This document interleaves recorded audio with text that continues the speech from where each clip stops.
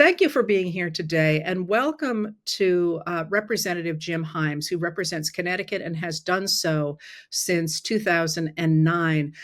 Representative Himes is the ranking member, that means the top House Democrat on the House Select Intelligence Committee.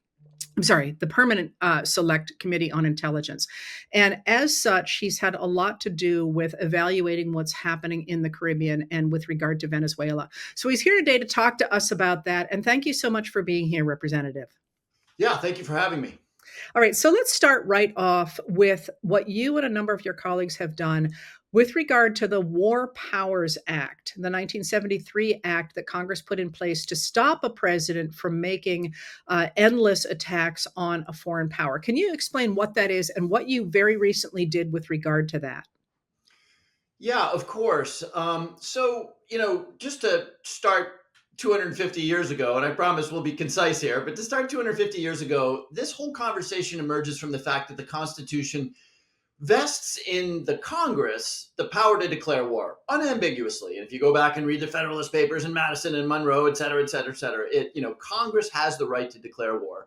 But under the Constitution, the president is commander in chief of the armed forces, right? So you've got that natural tension in the Constitution, which has played out over the 250-ish years that the Constitution has been in place. And then you also have this pendulum, right? So I mean, it's no coincidence that the War Powers Act passed in '73 on the heels of the Vietnam War, which was never declared by Congress.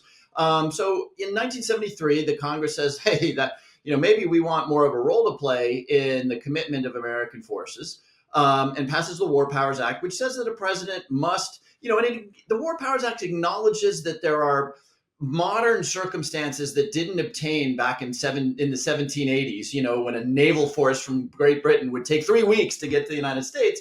The president might need to act with dispatch. So the War Powers Act basically says, look, the president has a pretty free hand for a period of 60 days, at which point anything the president does must be reported. Well, it must be initially reported to Congress, and at 60 days it stops unless the Congress gives authority, to cartoon it a little bit.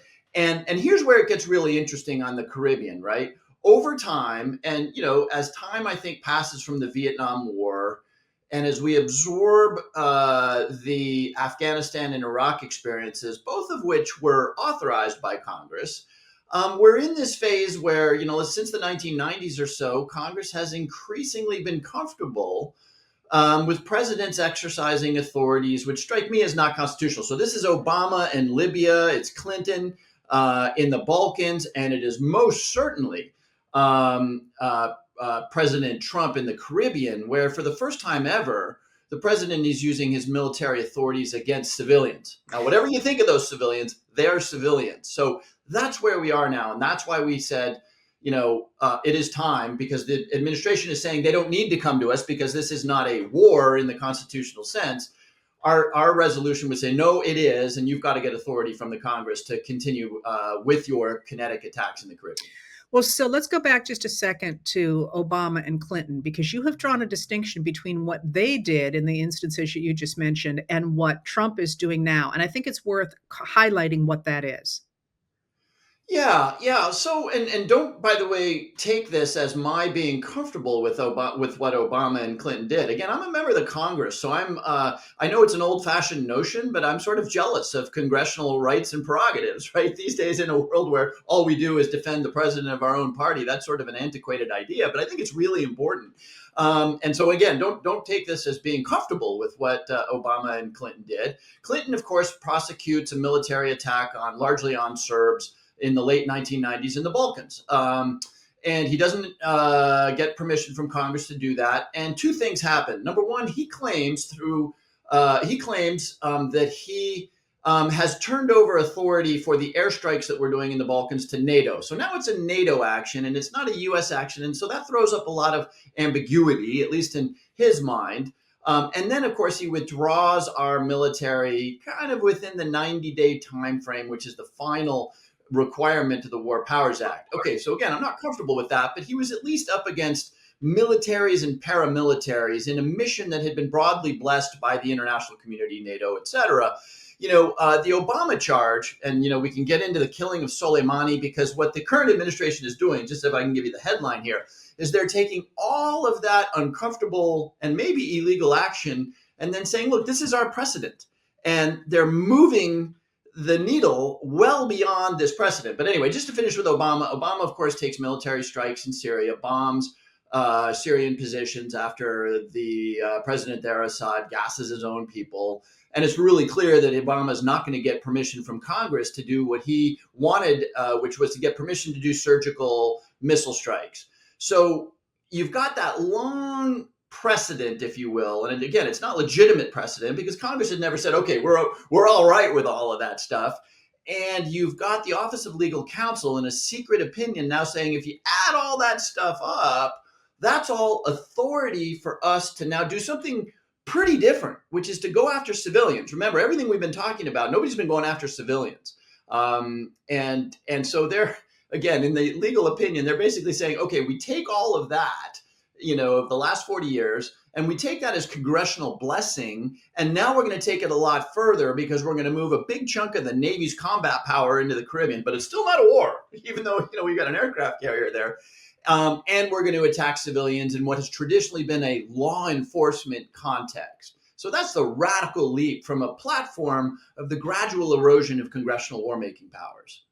So just let me highlight there. I'm a huge fan of what you just said. The idea that Congress, the House, and the Senate should be standing on its own authority and not simply supporting the president, because I think that's a lot of the reason why we're where we are right now. So I'm cheering you on that one. But can you answer a couple of questions about that for me? So first of all, one of the reasons I believe that the administration has said it's all right that they are bombing civilians and killing civilians is that they are saying that in fact they are part of some sort of warlike body, even though they are civilians. So there seems to me to be a huge divorce between the idea, hey, we can do this because they're combatants, and yet we're not at war. Has anybody squared that circle? Yeah, no, you put your finger on something really important. And look, you can criticize the attacks in the Caribbean both as a legal matter, which is the question you asked, and as a practical matter. And maybe we can come to that. Yeah. But if the president is really hopped up about, as he should be, the fatalities associated with overdoses in the United States, that's fentanyl. And of course, they're going after cocaine in the Caribbean. But anyway, let's set that aside for a moment. So you got it exactly right. And I have to be a little careful I don't over tread here because the Office of Legal Counsel opinion is conveniently secret. So basically, the administration is arguing, and they've said this publicly, that we are in a non-international armed conflict. Okay. And this is an even sort of more esoteric concept that grows out of the idea that, sometimes a war isn't two armies fighting each other. Sometimes it's the United States fighting Al Qaeda. And that's a legitimate point. We don't have uniformed soldiers. The other side doesn't abide by the Geneva Conventions, et cetera, et cetera. Legitimate point. What is radically different here, and the fundamental factual, I want to use the word error, but error doesn't capture the full sort of, malign element of it. You see it in their language, even though I can't describe it in a lot of detail in the opinion. They are basically saying that the cartels are ISIS and Al Qaeda all wrapped up in one. That the carnage in the United States, now mind you, the overdoses are Americans buying a product, a very dangerous product, willingly buying a product. This is not Al Qaeda and ISIS, and doing very dangerous things with that product. And the administration is basically saying that the cartels are ISIS. And the reason I say ISIS is because you'll remember that ISIS was actually running an oil business in Raqqa. They'd captured oil refineries and they were selling a lot of oil on the black market. And they were using the proceeds from those sales to try to establish a caliphate or whatever political strategic goal ISIS had, the establishment of a caliphate. The administration is saying that's what the cartels are doing. That the money that goes into that they get from cocaine is going into a campaign of extortion and terror, and maybe it's not a caliphate, but it's still a terrible, terrible, violent place. That's exactly backwards, right? I mean, anybody who knows anything about the narcotics business knows that drug dealers would really, really rather there not be violence, right? It attracts attention, it kills their own people, it gets them arrested, it gets them indicted, and and extradited to the United States.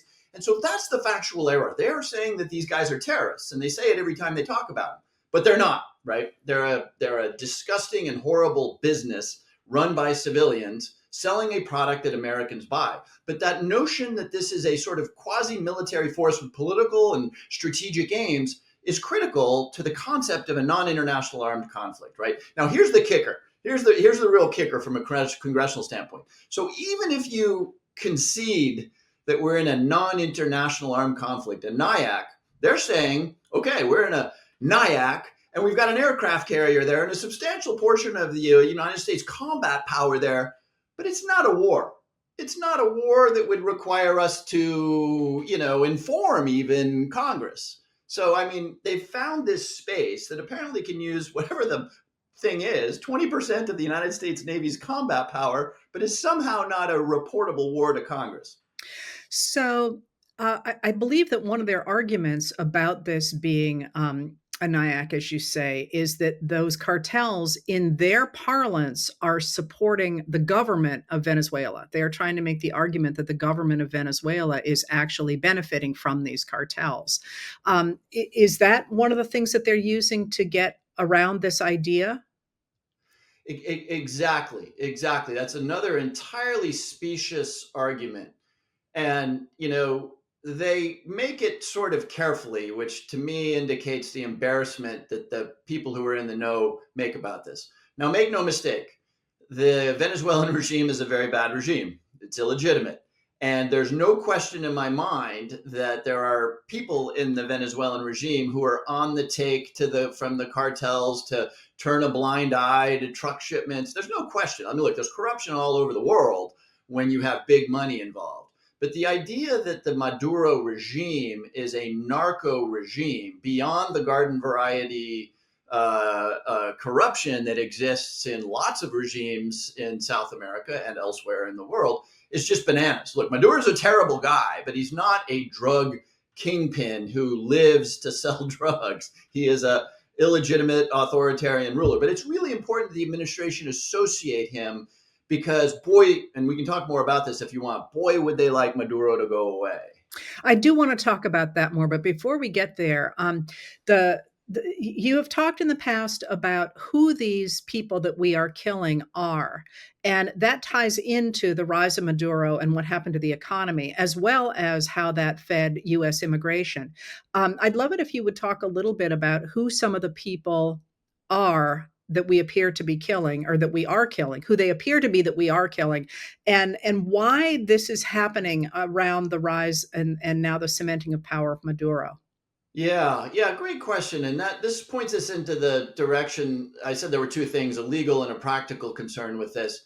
The practical concern, which points to an ethical question, what are we really doing here? I mean, I know what we're doing here. We're doing performative stuff so that Pete Hegseth can get this rush of testosterone and the president can say, look, we're killing lots of really bad people who are killing our people. I understand why we're doing this. But what are we actually achieving? First of all, it's cocaine, not fentanyl. Secondly, there are lots of ways to get cocaine into the United States. So even if we could, and we can't, by the way, but even if we could cut off the flow of all maritime cocaine into Trinidad and the Dominican Republic, there are air routes. There are overland routes. Thousands and thousands of people move across the Darien Gap in Panama on their way north. So all we will be achieving in the wildestly most optimistic scenario here will be to move the paths that cocaine goes to move north. So that requires the answering of an ethical question. Who are we killing to move the routes that cocaine are? Well, again, the administration would love you to believe that these are terrorists, but they're not, right? And look, let's be clear about this. These are like the drug dealer on the corner. They're doing stuff that is illegal and wrong and dangerous, but these are not Pablo Escobar. These are not ISIS guys. These are, fishermen who are making a little money on the side. They know the waters. These are guys who got fired from the local brewery and need to, take $500 to keep their family alive in the context of great economic privation. So again, we can't lose the fact that we're killing the, people at the very bottom of the food chain here with massive American firepower for the sole purpose or for the sole result of, moving to aviation and terrestrial routes the flow of cocaine. Right. And the in the past, of course, we have always used really law enforcement to take care of these really quite small players, and there's no reason we couldn't be doing that again. This is a very different thing altogether.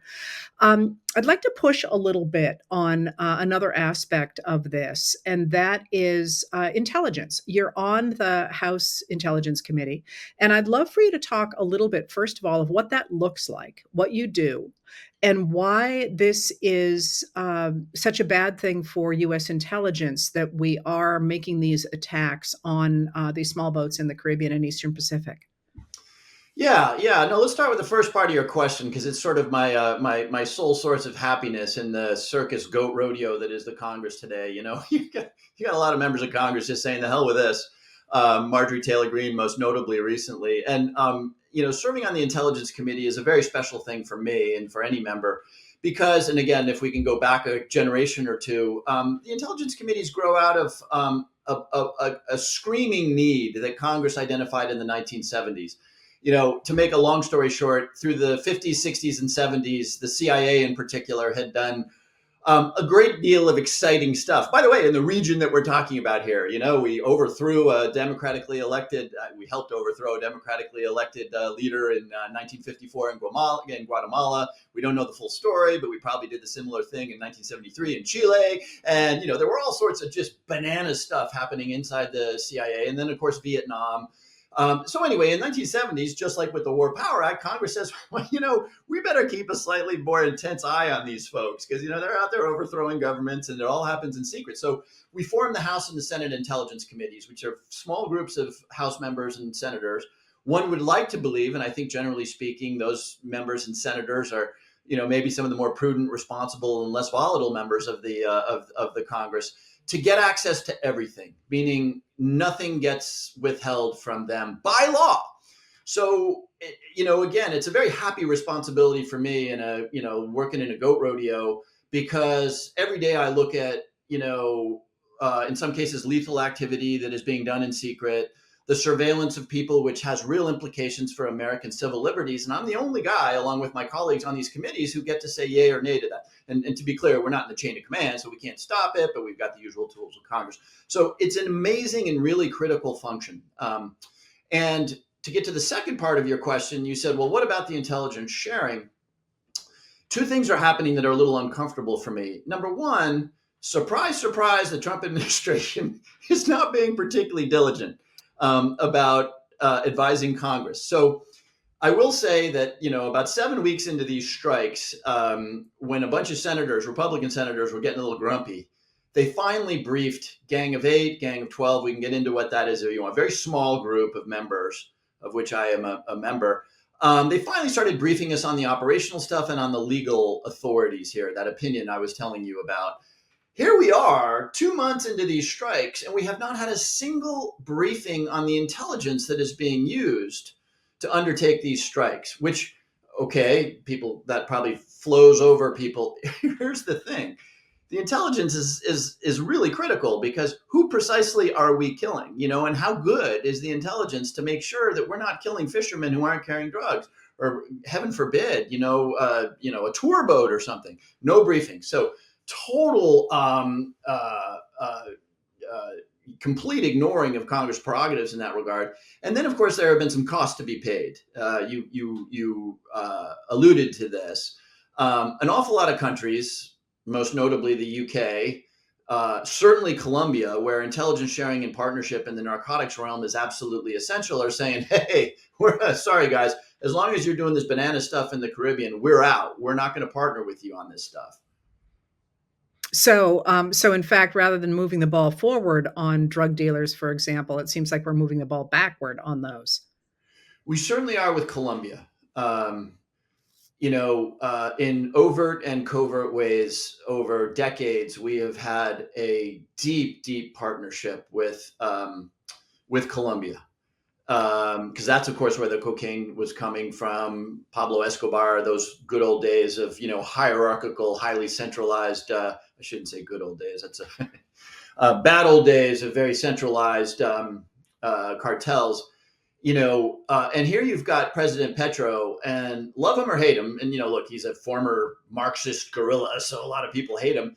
He took huge risks by maintaining those partnerships, and those partnerships are really critical to really stopping counter narcotics, in contrast to the performative stuff that we're seeing against boats.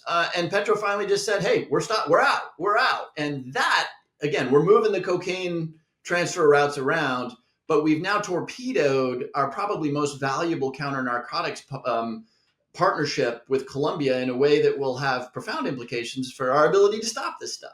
So I want to follow up on that in the time we have left, but can you quickly explain to people what the Gang of Eight is, what the Gang of 12 is, and crucially, from my perspective, what does that look like when you are briefed? Like literally, do you go into a room? Do you, I don't know, how do you do that?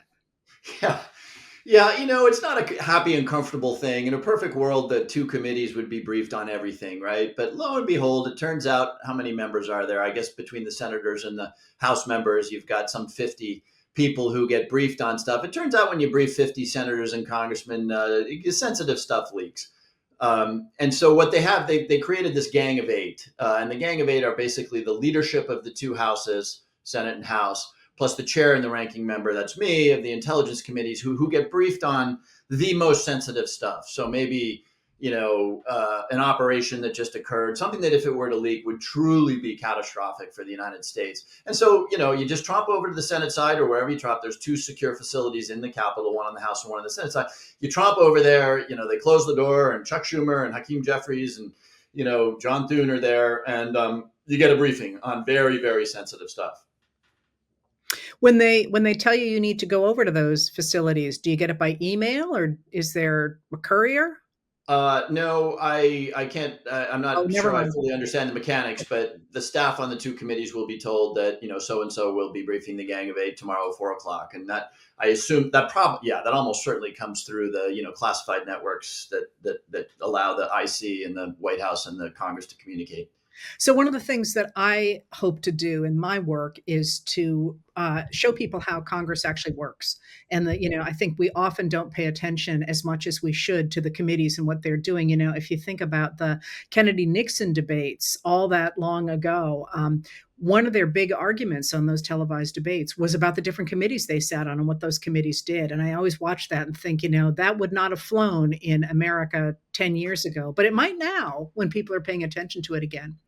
Listen, I want to end with what on earth the US is doing in foreign policy right now. Because if you look at what's happening in Latin America, and of course, Latin America so well, it certainly seems as if the administration is trying to move away from a rules based international order that involves cooperation around the globe through institutions like NATO, for example, and the United Nations, and instead to focus on the idea of spheres of influence that look very much like what people like Russian President Vladimir Putin have called for a while.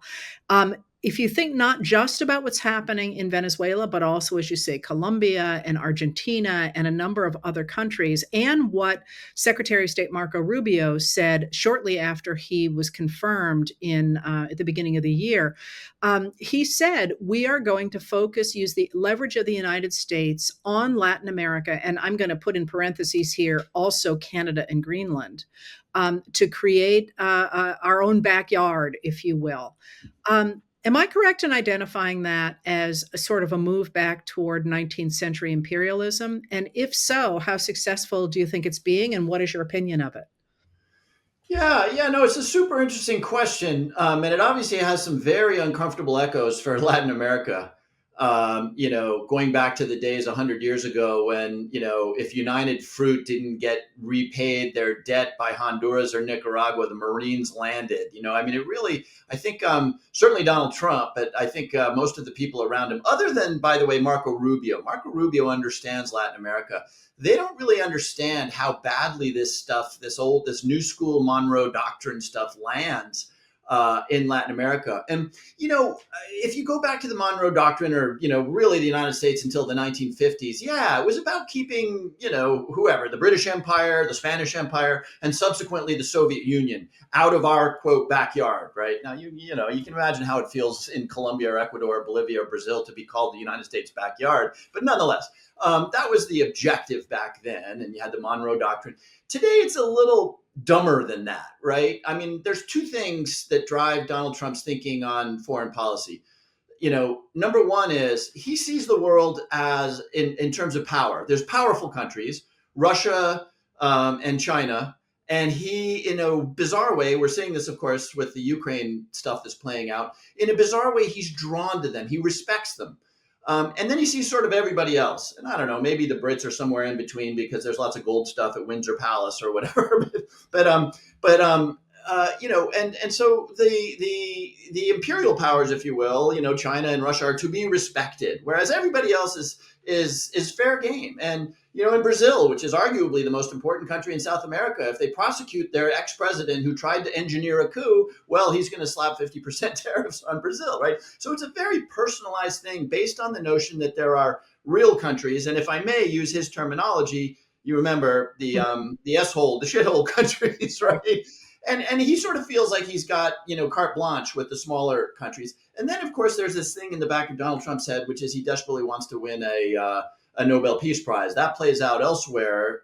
He hasn't turned his peacemaking attention to Latin America all that much, but it's sad to see, because if you really expand the aperture, Latin America has made tremendous progress since I was a little kid there, right? I mean, in the 60s, pretty much every country there was an autocracy and backward and everything. And now almost every country down there, Venezuela accepted, and some other questionable characters, are democracies. And if we would, and we've missed this under president, if we had simply sort of, engaged with Latin America in a way that wasn't about counter narcotics and non-law enforcement, and we could have a much more vibrant trading, much more stable set of countries where narcotics wouldn't be the only option for a chunk of the population in Bolivia and Ecuador and Colombia. So it's a really lost opportunity over a generation that, of course, Donald Trump is making 10 times worse through this personalist kind of caudillo view of the world. Let me ask you just a couple more questions. First of all, I understand you were born in Peru. Why were you born in Peru? My dad was a Ford Foundation guy, in the 60s and 70s there. Of course, I need to get his oral history, right? Because I was referring to this before. That's when the, CIA and others were running around, doing, anti-Soviet Cold War stuff in the region. But yeah, that's why I was there. Dad was a Ford Foundation guy. So you have said you don't actually think that the United States will go to war with Venezuela. And I'd like to hear a little more about that. Yeah, fair question. And I mean, let me sort of caveat my answer by saying, Donald Trump's pretty unpredictable, and he's particularly unpredictable in his behavior with, countries he doesn't respect: Iran, Brazil, Canada. And so let me caveat by saying that I say this with some adamance, but not a huge amount of conviction. There's two reasons why I think that he doesn't go to war with Venezuela. Number one, in as much as I have insight into MAGA, like one of the prime directives of MAGA was that you don't go to war in foreign countries, right? And I look, we bombed Iran, and we're now taking out boats in the Caribbean. So he's come a long way on that issue. But the introduction of ground troops or kinetic activity in Venezuela would be just to me, it feels like a dagger in the heart of this MAGA premise. At a time, by the way, when MAGA's coming apart, right? When you've lost Marjorie Taylor Greene, you've lost the war.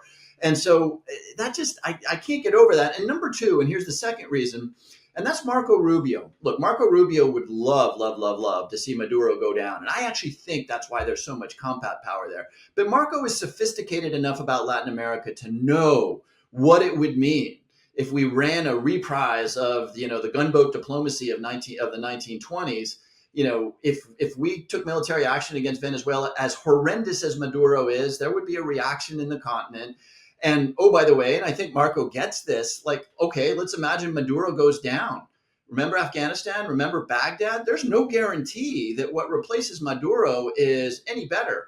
And now, if you've got chaos in Caracas, You've got millions of Venezuelans crossing the border again into Colombia, and you destabilize Colombia. I think Marco gets this stuff. For those two reasons, I think they're desperately hoping for regime change, but I don't think they're going to take kinetic action to affect it. So the buildup is, as many people have said, pressure to try and get people within Maduro's own government to replace him with somebody else, I possibly. guess, right? And you hear, nice to imagine that Congress would have better information, but you hear in the media that there are negotiations going on. Apparently, Rick Grinnell is bouncing around in the region. Apparently, they were making offers. So there are talks. So, this gunboat diplomacy, such as it is, has apparently resulted in some conversations. But again, back to the notion of, an actual attack on Venezuela. Holy smokes. I mean, what that does inside MAGA and what that does inside the continent is pretty shocking. Yeah, for sure. So the last question I want you to leave us with is one of the things that fascinates me about foreign affairs. And one of my concerns, first of all, is that people aren't paying enough attention to them. People meaning ordinary Americans, because when I was a kid, we used to have foreign correspondents in every country, and you really knew what was going on, and people paid attention to it. And I'm really interested in what is going to happen going forward in foreign affairs when we are seeing sort of the post Cold War order. And certainly the Biden administration tried to come up with a new way to deal with the post Cold War order. And now Trump is essentially, to my mind, taking us back to, as you say, some sort of gunboat diplomacy or even 19th century imperialism. If you were going to formulate a way for US foreign policy to move forward into the 21st century, what would you emphasize? And what should we as everyday Americans be thinking about and maybe asking questions about of our elected officers? Yeah, great question. Wow, what a big question too. We could talk forever on like what makes Americans tune into foreign policy, right? Because famously, certainly from a political standpoint, they're not. But let me see if I can answer a massive question really quickly, and I'll answer from the standpoint of what are we not doing, which we must do. Number one, like it or not, we now live in a bipolar, maybe even tripolar world, right? The Chinese are not going away. The Chinese have huge problems demographically, economically, et cetera, but they are not going away. And so, at a minimum, the world now consists of an enormously powerful United States and an enormously powerful and rising China. Now, the reason I say maybe tripolar is because Europe really matters, right? Europe economically, not militarily, but economically is basically the same as the United States and the sort of Chinese sphere there. So you have a tripolar situation. And what really matters, what the lesson that must be learned there is that we need to be a lot more sophisticated about coming to an accommodation with the reality of Beijing and China. Right now, most of my colleagues are thinking about China using a Soviet Cold War mentality. We're spending an immense amount of time, talent, and treasure thinking about the unthinkable, which is what does it look like when we fight a war with China? And we need to move not beyond that because we need to deter China and we always need to be prepared for the worst case scenario. But we really need to invest in what does it look like when we arrive at a détente and accommodation that will help us both with China. Secondly, the world is also sort of, and this is related to the first, increasingly split between those countries who aspire to some version of liberal market regulated capitalism and those that don't. So those that don't are North Korea, Iran, China, and lots of other wannabe dictatorial countries, including Russia. So this brings me to the last and most important point, which actually you brought up, or Adam Smith brought up when you talked to him.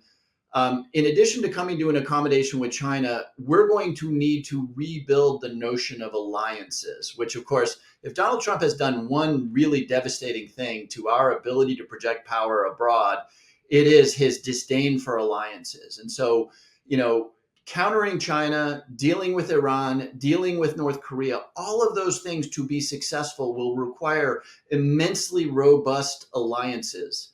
And an acknowledgement that we're so much more powerful when we act, as annoying as it may be to have to pay attention to the French and the Czechs and everything else. We're so much more capable of achieving good long-term ends when we act in alliances than when we don't. And that, of course, is going to be a really critical requirement of post-Trump foreign policy. I'm thinking a lot about this, and I hope we can continue this conversation because it's interesting to hear how different people are talking about it. And of course, my specialty is domestic politics and seeing how those things come together. And to my mind, they are starting to. So I hope we can continue this conversation. And I thank you so much for being here with us. That was really wonderful. Yeah, And thanks so much for having me.